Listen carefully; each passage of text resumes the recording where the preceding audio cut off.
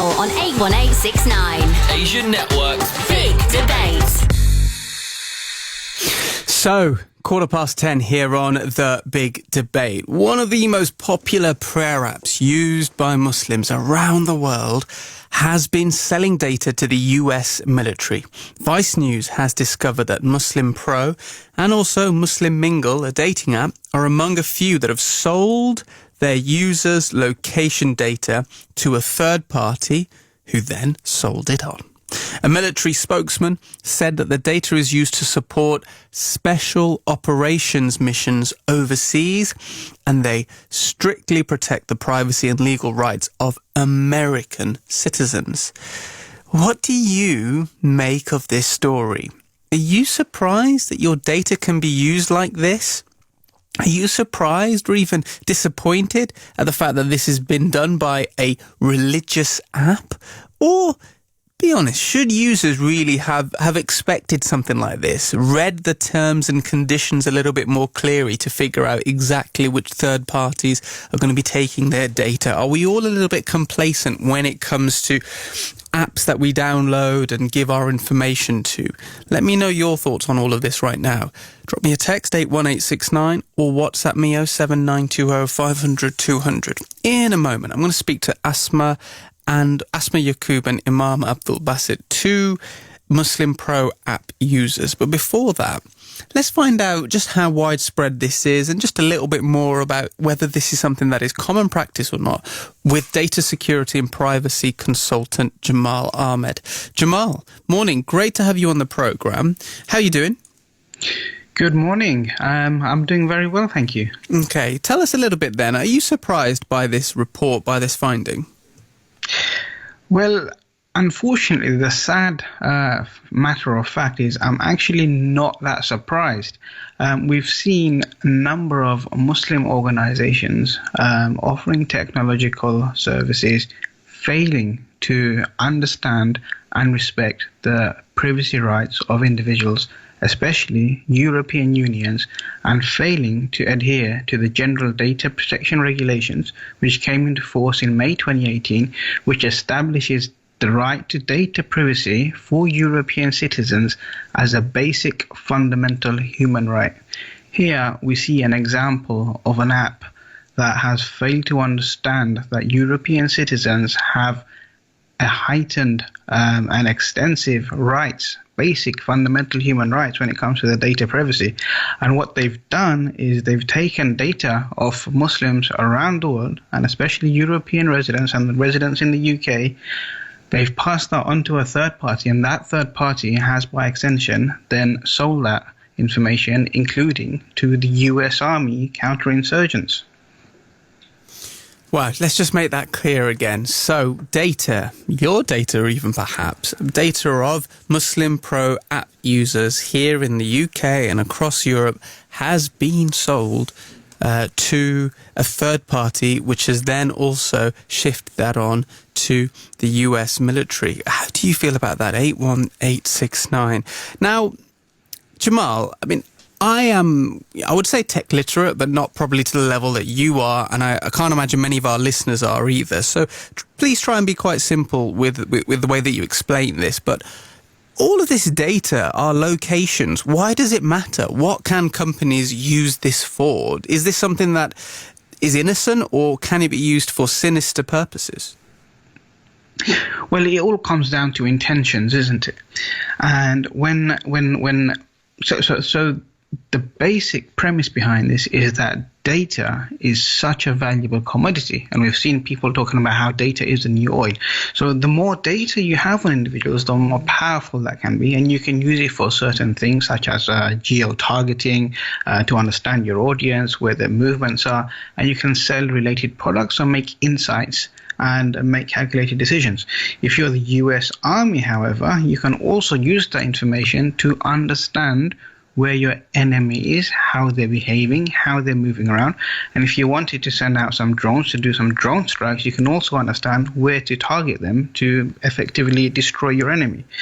Now, the reason it's such a concern here is because the US Army has made it no secret that their counter-terrorism and counterinsurgency buys this data for overseas special forces operations. And that's why it's such a concern. The other thing is, we know when it comes to personal data and the US government handling of it, the European Union doesn't believe that the US provide adequate safeguards in place when it comes to handling of personal data of European residents, and therefore the free flow of data from the UK and Europe to US has been banned. There used to be something called the Privacy Shield, which was in force up until a couple of months ago.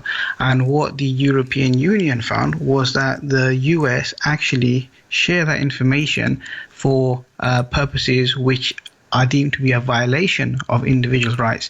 And there's a piece of legislation called FISA in the US, which is the Foreign Intelligence Services Act, which means that effectively the US government can spy on any citizen around the world that is not a member of the US to keep tabs on them and effectively just monitor their whereabouts and whatever it is that they might be doing.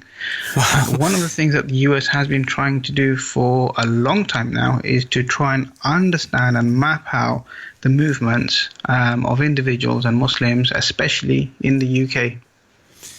I mean, all of this sounds a little bit like something you'd hear in a conspiracy film or a drama series, but given the fact that Jamal is talking about the fact that this is something that is happening right now, according to this Vice News report, how do you all feel about it? 81869. Will it make you think twice about downloading these apps? Do you expect more, expect better from religious apps, for example? Let me know your thoughts on this, please, right now. 81869. Jamal, please stay there. I mean, I'm sure there's a few more questions for you. We're going to be talking about this for another 5 minutes or so, but let's bring Asma and Imam Abdul Basit into this now. Morning to the pair of you. Thank you very much for your time. Asma. Good morning. What's your initial reaction to hearing Jamal there explain how this is all working? I'm not surprised at all. I mean, coming from a marketing background, I can confirm that it's not just about being tech savvy, but there's so much marketing that you can gain from data, which is, just like he said, a very rich commodity.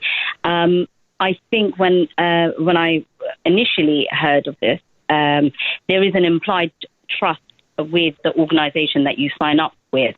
So I don't think that many people are surprised that their data is sold, because much of the time when you sign up with an app or a company or a subscription or something, it will have a box just under the terms and conditions. Would you like us to share your information with third parties? And there's either an opt-in or an opt-out. And sometimes it gets confusing because you think, if I tick it, that means I understand all of that. I'm talking about with this app itself. How do you feel about muslimpro selling your data potentially to the US military? How do you feel about that? Tell us your reaction to that. Well, I'm disappointed because there isn't an implied trust. I would not expect this to be one of their third parties. However, upon reading Reuters, I didn't actually read the Vice report, but reading Reuters, it said this is something that has reportedly been done. It hasn't been confirmed, and they're still waiting for the Muslim App Pro team to get back to them. But basically how it works is they sold it off to their third party, who has then sold it off.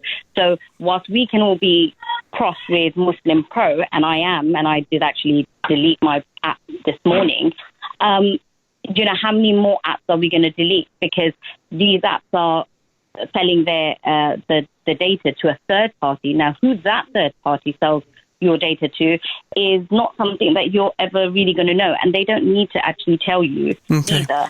Let's bring Imam Abdul Basit into this as well. Now, how do you feel about this, Abdul? Yeah, obviously, I think Jamal did a very good job of explaining the data implications. He hit the point that I wanted to make, that these decisions have most likely led to that data being used in the drone strike program, which has led to the death of innocent people.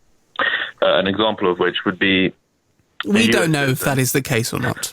No. I'm not saying that the data itself definitely has, but I'm saying that data has been used, right? Data like this has been used. I'm not saying it's specifically come from muslimpro and done that. Who would know that apart from the US military, right? And the company, well, even the company that sold it wouldn't know that. But what I'm saying is it's serious, and it's definitely a breach of trust. And from an Islamic point of view, if someone's going out to doing that, which is providing a religious service, which is a good thing, and like I said, used by millions. I haven't used the app for a while now. I've used other local things, local sort of mosque websites and timings instead. But for those who travel, it's certainly convenient.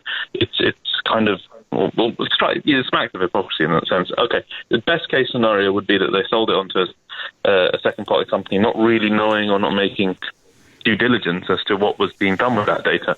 Mm-hmm. It would have been nice after they found out what's happening to say, look, we made a mistake. We're sorry about this.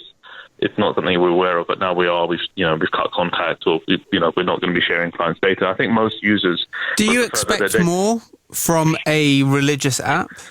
I think I'd expect more from any business use, any app or any transaction, but particularly more from a religious app. Yeah. Yeah, Asma, you wanted to come in here. Yeah, I would agree with that. I think with apps, especially ones which are ethical and religious, there is an automatic implied trust with that company. So I think further diligence and responsibility bears on that company to sell the data to third parties whose values are very similar to their actual customers. I think it was incorrect. I think it was very wrong of them to do that. Like I said, I've deleted the app this morning. But then where do I stop? Where do you draw the line? Indeed. Yeah. Asma, Imam Abdul Basit, thank you both. I mean, stay there, because what I want to finish with, because we only got a minute left, is actually just some practical advice from Jamal Ahmed, who's our data security and privacy consultant. So when people are downloading an app or thinking about who to share their data with, just very quickly, because we've only got a minute, what should they keep in mind? All right, so the most important thing to keep in mind here is when you're downloading an app, when you're signing up to a service, try and have a look at where that service headquarters is located. If it's outside of the European Union, it's unlikely that they understand your basic right to privacy as a basic fundamental human right, and you're probably better off avoiding it. If it's within Europe, it'd be good to check if they're registered with a supervisory authority. So in the UK, it'd be the ICO that they're registered with, and have a read of their privacy policy and see if it actually explains your rights, if it accurately explains what they'll be doing with that information. Now, the thing is, when you're collecting information about individuals' faith, or when you can collect information that reveals identity about an individual's faith, such as muslimpro, this is what is called special category data, and therefore organizations that collect this kind of data have an additional responsibility by law to give it an enhanced level of protection. Now, what we can see here, muslimpro have failed to take that responsibility. Jamal, I'm going to have to leave it there. Thank you, though, for your time and your advice. Right, coming up to 10:30.